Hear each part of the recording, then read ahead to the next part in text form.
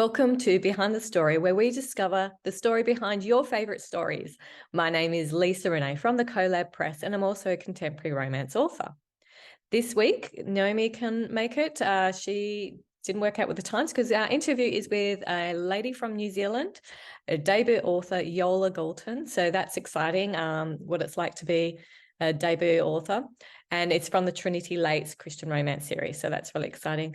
So other than that, remember to subscribe to our show. We've got some giveaways going on. See in the show notes, we always have some giveaways. I've got an audiobook bundle. It's a $40 worth of audiobooks from my Christian rom-com series. 2 novels and 2 novellas that have been narrated by Mim Drew, an LA actress.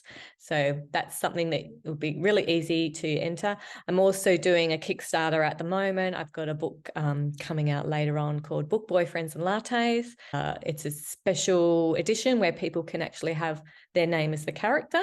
So we've got a few of those, but also it's the 3rd in my Bachelorette's a Clear Creek series. And so it's exclusive to Kickstarter for this year to get it as all 3 in an ebook format or paperback. And so if you want to follow me on Kickstarter, if you've never supported a Kickstarter before, it's really a great way to support authors.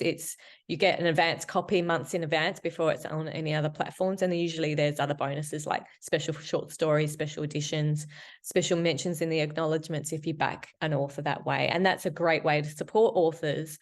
Our guest today is Kiwi author Iola Goulton. Iola's debut book, Always by My Side, is the 4th in the Trinity Lakes series. Iola is an editor, book reviewer, and now an author. She likes her Christian fiction a little edgier and with humour. Iola, welcome to Behind the Story. Thank you so much for inviting me to be a guest. It's my first author interview, so I'm excited. Yes, and it's exciting having our first New Zealand guest. So for those who aren't familiar with you, tell us a bit about you and what you write. I'm Iola Goulton. That's Iola is spelt with an I, not a Y, although it's pronounced with a Y, and it means valued by the Lord, which I always think is a great meaning for a name, particularly as it was given to me by my non-Christian parents. So, that's got to be God at work right from the very start, that's the name I got. Yes, I live in New Zealand. I live in a coastal city, Tauranga, which if you've ever been to New Zealand on a cruise ship, Mount Maunganui is one of your stops. And so Tauranga, Mount Maunganui, is just all one city. And we're about an hour from Hobbiton. So if you're a Lord of the Rings fan, that's where we are. I write contemporary Christian romance with a Kiwi connection. That's how I say it. Contemporary Christian, because Christian romance is just what I read. Contemporary is my favorite in that. And Kiwi connection is that I like to have a Kiwi character. And the first book has a Kiwi character. And in time, I'd like to move to a New Zealand setting as well, because New Zealand's great. And don't you all want to come and have a holiday here? Yeah. But it's worth coming. It's worth coming. Absolutely. Absolutely. Because it's a tiny country, but it's very varied.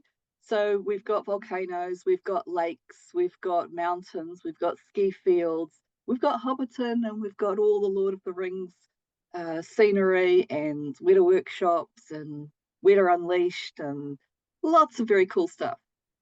Okay, well, I'm coming back. I've been to the South Island, but yeah, it is a beautiful country. It's just, every inch of it is beautiful, and it's very jam-packed into a lot of stuff in a small space. I mean, the South Island is probably tourist central. It's absolutely gorgeous, but less of the population. The North Island has the cities. It's a bit of a different feel. So yes, Tauranga, where I live, is the North Island.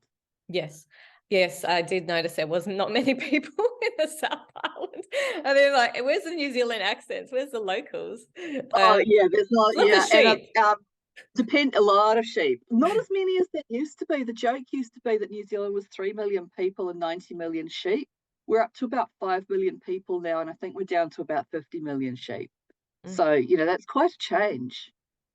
But yeah, lots of sheep, lots of dairy, lots of forestry, and lots of kiwi fruit. Yeah, kiwi fruit. Kiwis. The Americans call them kiwis, and to us, the Kiwi is the little brown bird. So Yes. yeah, so it is different. And Kiwi is also what we call ourselves as a people. Yes. So we don't really refer to ourselves as New Zealanders. We tend to refer to ourselves as Kiwis. Yes, that's right. And I'm an Aussie. Oi, oi, oi. Absolutely. Yep. So we've got your debut always by my side. So let's talk about that. When Tabby and Logan find a property deed while cleaning out Gran's rooms, Tabby embraces a new challenge to solve the mystery of the floodplain and renovate the old boat shed. Working with Logan reignites long suppressed feelings, but will their differences drive them apart? It's an opposites attract, friends to more, small town, contemporary Christian romance. So tell us about the main character, Tabby. What are her strengths and her quirks? Tabby is a triplet. She's the oldest of the three, although when you're only like half an hour older than your youngest sibling, are you really the oldest, the youngest? But she does have a lot of those older child vibes about her. She's always the responsible one. She's the one who stayed home and looked after Gran when Gran was ill and stayed home, whereas her brother and sister went off to college. So, yeah, she's very much the homebody in many ways. She's never been anywhere, although she really does want to travel. She thinks she wants to travel, but she never does. Um, Quirks, her main problem or quirk is that she just doesn't know how to say no to anybody. So she's running the family B&B, which is pretty much a full-time job for most people because she doesn't have any help with that really. Her dad helps around the garden, but they don't have any staff that they employ. And Dad also has a full-time job and he's one of the town accountants. And she also works for Hannah. So anybody who's read any of the other books in the series, Hannah runs the rowing club and that she's in book 1, which is Narelle's book. So Tabby works part-time for Hannah, full-time effectively at the inn. And she's also the person that you ask if you need a casserole taken to somebody at church because she'll always do that. She really does love cooking. And so she enjoys cooking at the B&B, cooking breakfast, but she does get a bit sick of the fact that she's been doing the same 7 breakfasts for 4 years now. Right. Because, yeah, that's just how they do it. So I don't know if not being able to say no is a quirk or just a personality feature, but that's her. Yeah. And can we find out who inspired you? How did you come up with this character? Is there a bit of you in there, or you dreamed of doing a B&B? What's in? There probably is a bit of me in there. I think there's a bit of me in each of the triplets, just perhaps different bits. Part of where she came from was actually just thinking of, well, I had this idea of Logan as the adventurer. What a lot of Kiwis and Aussies do is they go and do what they call the big OE, the overseas experience. They go overseas for a year, often longer, and they work and they travel. And a lot of them go to London, which is, yeah, I did that for 10 years myself. I forgot the whole coming home thing. But yep, we went to London for 10 years, had both children in London, then eventually did come home. So it was a little longer than the normal OE. Logan he's always been a traveller. His parents have worked in various different countries. And so he's the traveller who hasn't got a hometown, who's just been a bit of everyone. And I was so therefore, Tabby is his opposite. She's the person who has always been in the same town, always been at home, never travelled. And it was just trying to think through what would that be like? What would it actually be like to be born in one place and to live your whole life there and to be so entrenched in that community that you actually are reluctant to leave, even if you want to, as Tabby does. Yeah. Or thinks she does. Yes, there are people, yeah, they're in a small town and they love it and Yeah. they don't And want to go anywhere else. And that's fine. So yeah. you're getting some great reviews. Bonnie on Goodreads says this is a superb book and gives a great idea about how to discover God's will. And Oz Jenny says, if I didn't know it was a debut book, I would have thought she had been writing for years. So how does it feel to get reviews like this on your first book? It's lovely. It is lovely. I've been a book reviewer myself for years, so I've been on the other side of the fence, and it's always great to find a book you like, a book you love. So I was really pleased with Bonnie's comments about, discovering God's will, because obviously I write Christian romance. I wanted there to be a faith thread in there, and I wanted that to be, I wouldn't say in your face, but certainly obvious. I didn't just want it to be in the background. And Jenny's comments are lovely as well. Just, yeah. In some ways I have been writing for years. It's just I haven't published. And I've been editing for years, and I've been reviewing for years. And I think every time you read somebody else's book, you learn from other people's books. You learn from them, whether they're good books or sometimes you even learn more from the books that you didn't enjoy or you didn't get much out of, because then you're thinking, well, what was it about that book that didn't engage me? What would I want to do if I was writing the book? What would I want to do differently? Yeah. And yeah, sometimes it's the characters, sometimes it's the plot, sometimes it's part of the general vibe of the book. That's what gets you or doesn't get you, and sometimes it's just the concept. Yeah, So great. yeah, Well, let's talk about that, because I do remember talking with Christine Dillon a couple of years ago when we've interviewed her. yeah, And she's, the Trinity Lakes concept of the series had been for a while. We delayed it a year before we started working on it, but so it's been in the 2 it's years been in the ago, I guess. pipeline a good while. Yeah. Yeah, agreed to do that. So, and she said, yeah, I've read Iola's work. She's quite funny, so that was interesting. So what have you been writing? Do you do short stories? You've got some hidden manuscripts in the background? There's a couple of hidden manuscripts, I suppose. I wrote a novella in about 2015 or 2016 and entered that in the American Christian Fiction Writers Genesis Award, and that did win. But I wrote it in first person because that was what the voice that felt right to me at the time.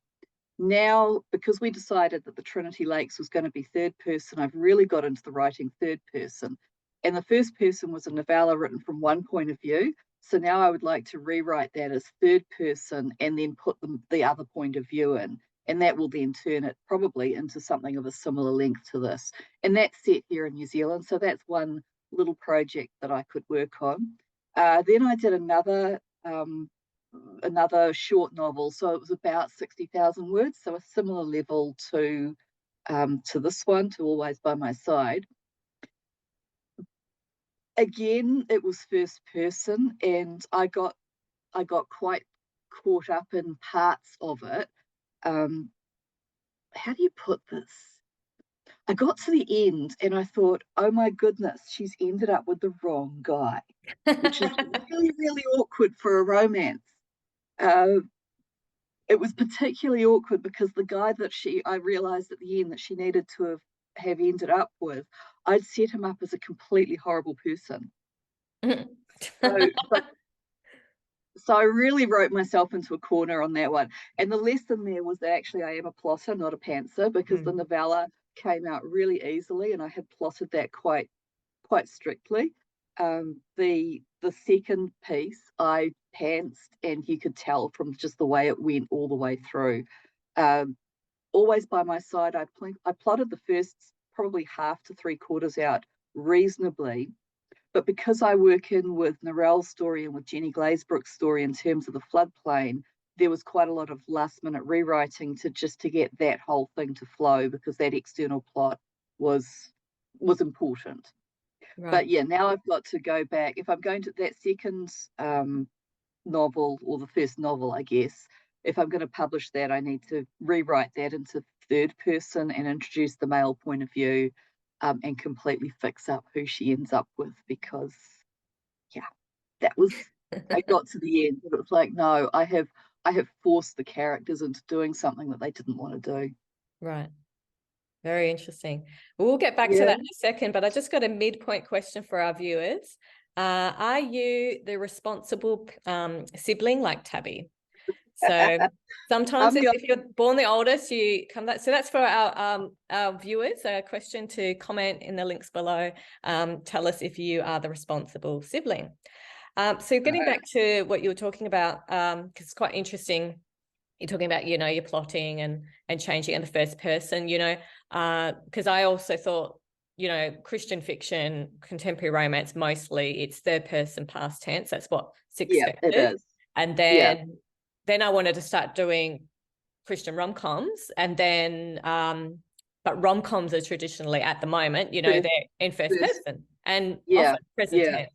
So which was a real learning curve. So then there just wasn't, it was just like I'm in between, because people will pick up the because it's a rom-com, and then it was third person.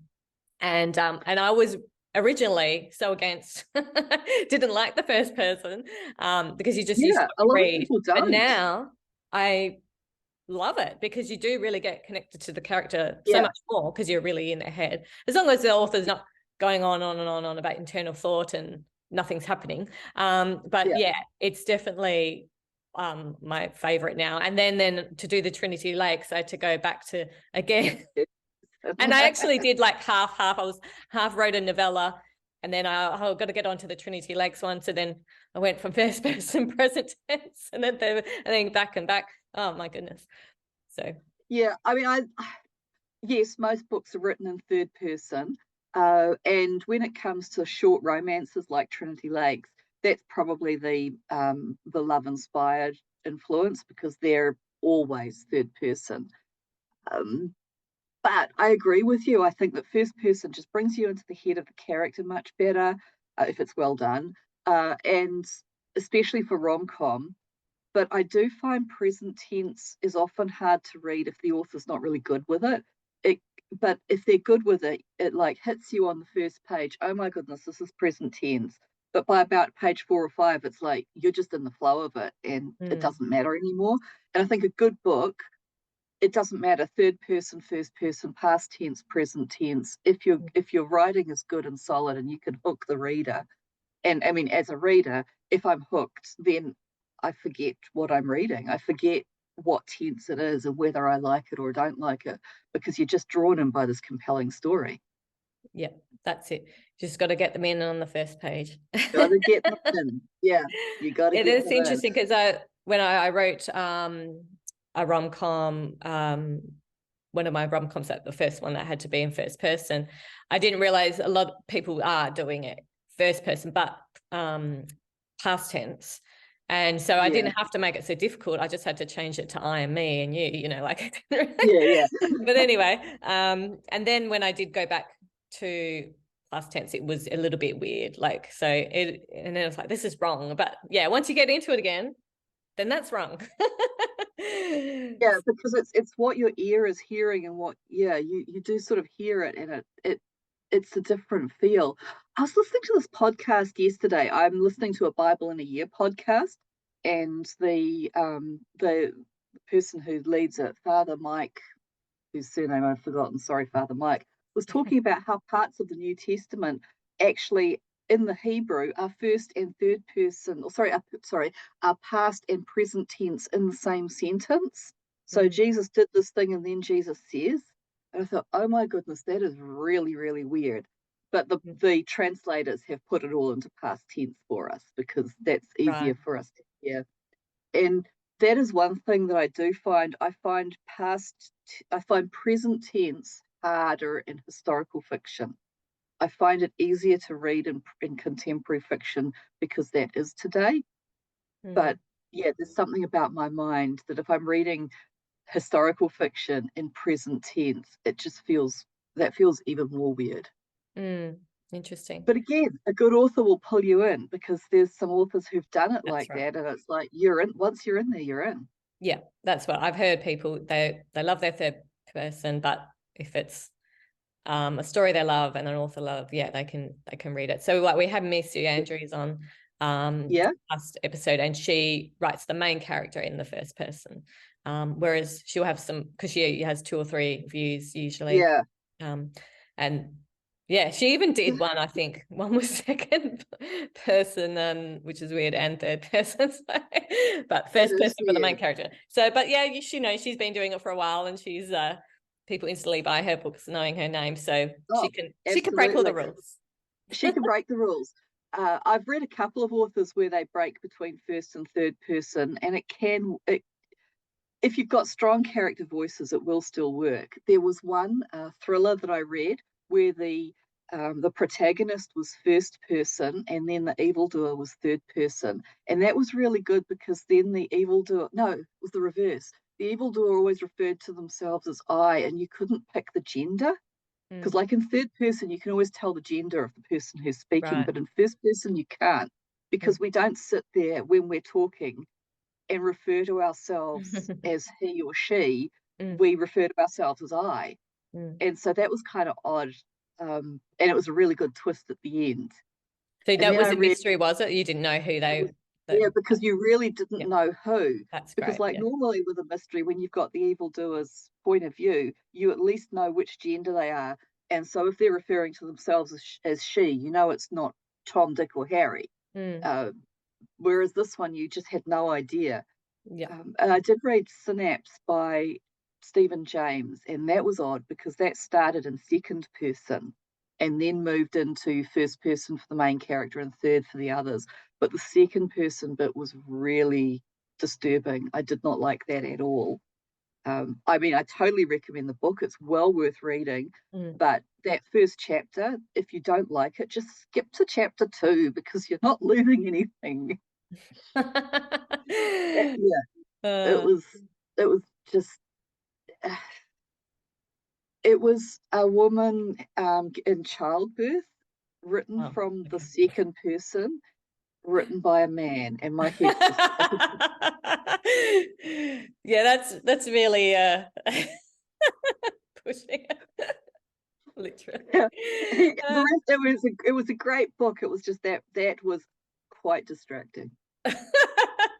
Oh, that's funny. All right, yeah. So, if our viewers want to comment as well, what is your favorite genre, and what's your favorite first person, or present tense? Tell us what you're into, because I'm interested to know. So, now you're in this Trinity Lakes is a multi-author series, Yep. mostly Australians, one New Zealander, one American. We're going to make a joke, try and make a joke.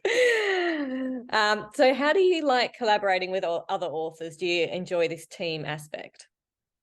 Oh, absolutely. It's been so much fun because it's meant that I'm not writing in a vacuum. It's given me instant critique partners because you're all invested in all the other Trinity Lakes authors are invested in the series. It's given me, as a debut author, it's given me so much support around different parts of the process. I mean, I'm the editor for the series. That's my strength, but we've got Lisa, who's the editor, your strength in the marketing. We've got Meredith, who gives us detailed instructions about how to set up our paperbacks on Ingram Spark and how to get the paperbacks into shops in Australia, which is just amazing because that's not something a lot of indie authors can do. And it's certainly not something that a debut author can typically do. So, yeah, that's really cool. We've got Jenny, who is just the prayer warrior of the group. We've got Narelle and Carolyn, who've both multi-published experienced authors who've come up with the concept, who know the area. Carolyn's visited the area, and of course they've got their own author platforms as well. And then we've got Sarah Beth as our resident American to tell us when we're getting we're getting it wrong, basically, to get this is not a word that an American would use. You've got to translate it into American. So it's just been a really cool group to work with, and just to have that support in launching my debut has been wonderful. I just appreciate so much that I was asked to be a part of this group. And at the risk of sounding a bit silly, it's truly a collaborative effort. The whole thing has been, we've all read each other's books. Well, I've certainly read everybody else's books, and I loved all the different stories, loved all the different voices, the different approaches, and it's been so much fun.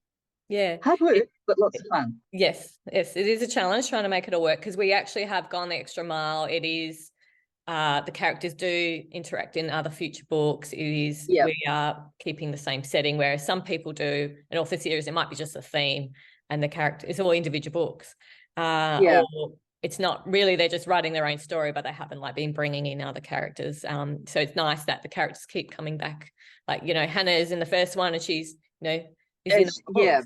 And I've got a couple of scenes with Leah in mine with from yours, and I've tried to bring in a bit of the others. And a couple of the others have been hard because, like Carolyn's main character, her man is out at the ranch all the time, and then her heroine hasn't actually arrived by the time my story finishes, so I can't have her in there. But we'll try and work them in next time. Yes, and that's another thing. I mean, I didn't have her characters in mind because they just didn't work for my story. But she said, "How about add this character visits your organic store?" So because my character has all those, so we had a sibling of her main characters come and visit, and then there was a little bit of a hook there of what's going on at the ranch with the mother and all that kind of stuff. So that sort of sowed the seed, even though she's not immediately after me. My focus was introducing your character, and sort of that's how we worked with that. So which is great. And I mean, I think that's really cool for the readers as well.